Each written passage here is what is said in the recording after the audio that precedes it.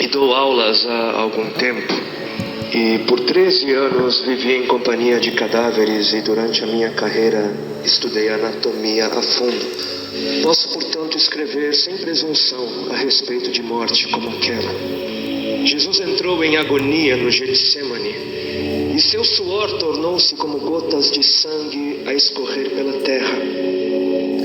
O único evangelista que relata o fato é um médico, Lucas, e o faz com a precisão de um clínico.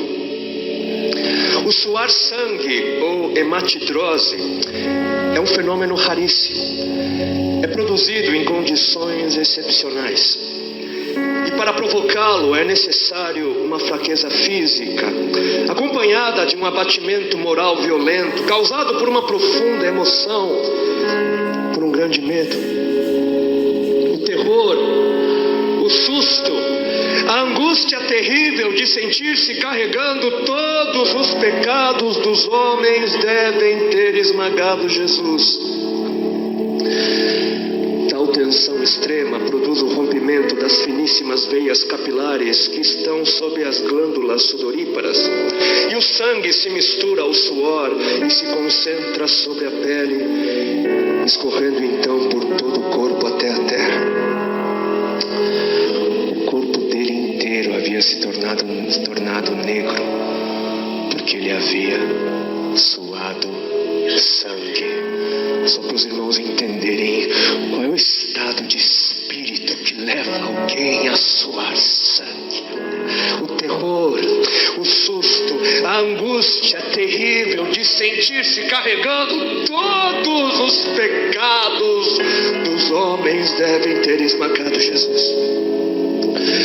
Conhecemos a farsa do processo preparado pelos líderes religiosos, o envio de Jesus a Pilatos e o desempate entre Herodes e Pilatos. Pilatos teve que ceder e então ordenou a flagelação, o chicoteamento de Jesus. Os soldados despojam Jesus, tiram a roupa de Jesus e o prendem pelo pulso a uma coluna do pátio. A flagelação se efetua com tiras de couro múltiplas, sobre as quais são fixadas bolinhas de chumbo e pequenos ossos. Os carrascos devem ter sido 2, um de cada lado e de diferente estatura, e golpeiam com chibatadas a pele já alterada por milhões de microscópicas hemorragias do suor de sangue. A pele se dilacera e se rompe, o sangue espirra. A cada golpe Jesus reage em um sobressalto de dor.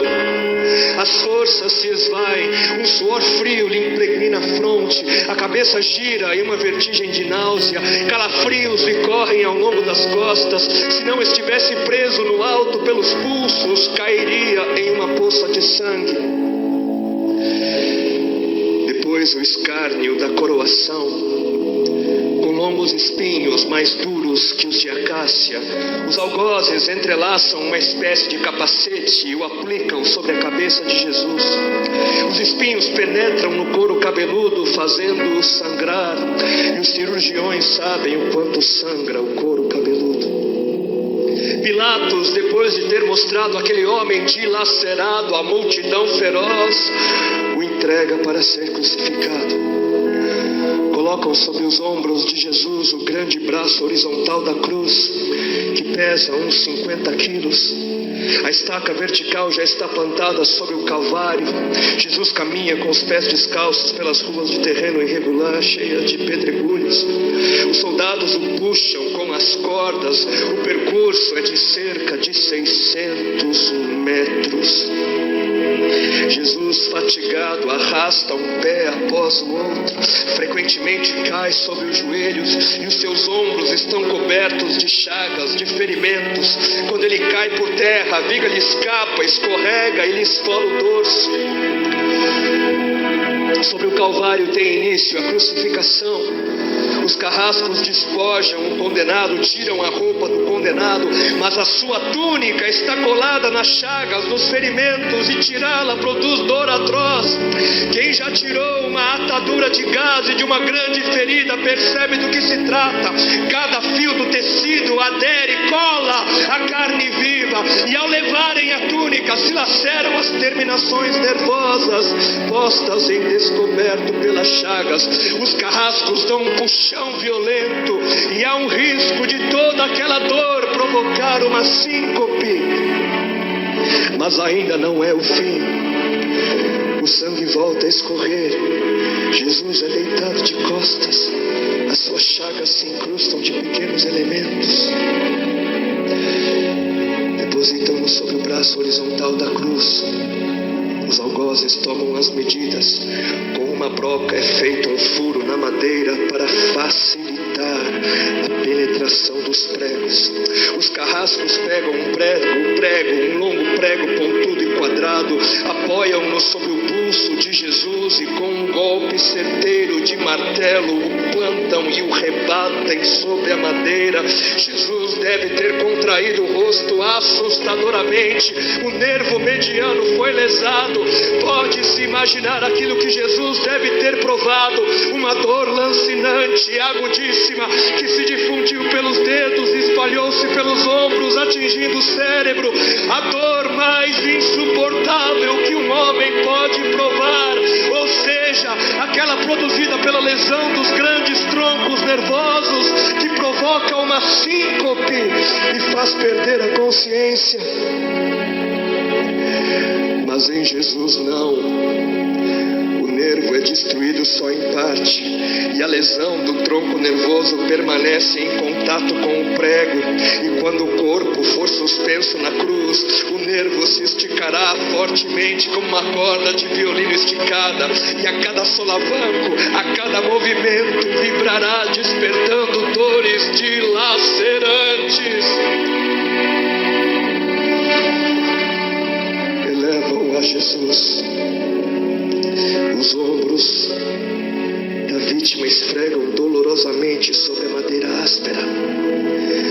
As pontas cortantes da grande coroa de espinhos penetram o crânio. A cabeça de Jesus inclina-se para a frente, uma vez que o diâmetro da coroa o impede de apoiar-se na madeira. Cada vez que o mártir levanta a cabeça, recomeçam pontadas agudas de dor. Pregam-lhe os pés. Ao meio-dia, Jesus tem sede.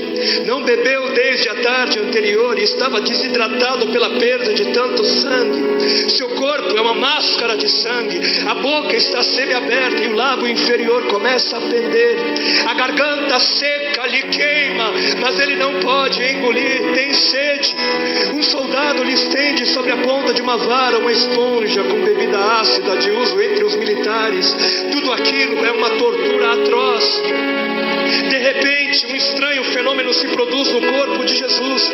Os músculos dos braços se enrijecem em uma contração que vai se acentuando, os bíceps esticados e levantados, os dedos se curvando.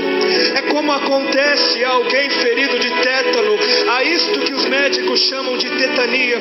Quando os sintomas se generalizam, os músculos do abdômen se enrijecem em ondas imóveis.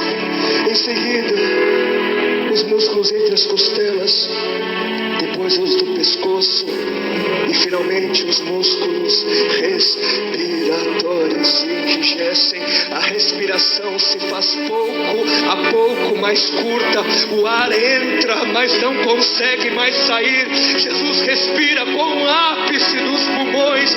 Tem sede de ar como um asmático em plena crise.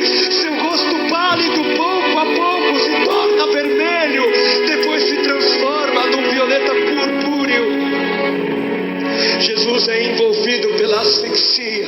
Seus pulmões cheios de ar não podem mais esvaziar-se, a fronte está impregnada de suor, os olhos saem fora de órbita, mas de repente algo acontece,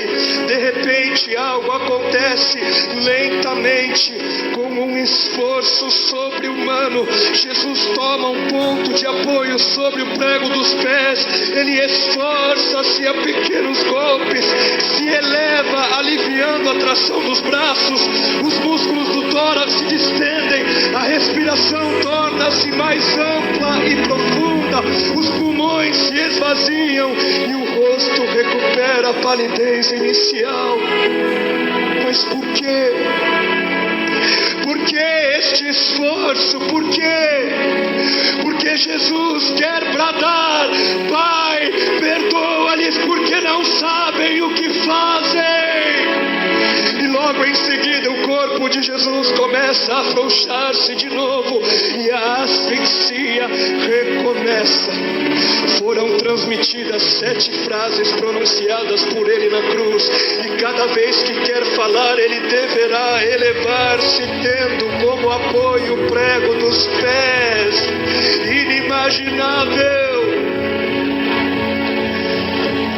Atraídas pelo sangue que ainda escorre e pelo coagulado, enxames de moscas unem ao redor do seu corpo, mas ele não pode enxotá-las.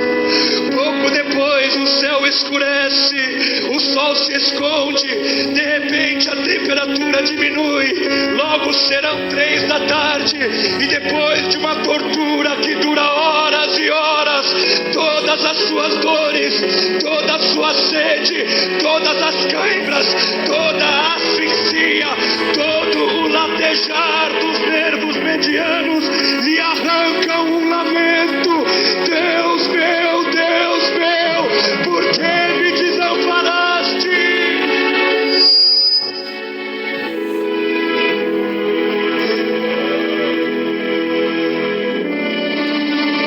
Jesus grita: está consumado! E em seguida, num grande brado, diz: Pai, nas tuas mãos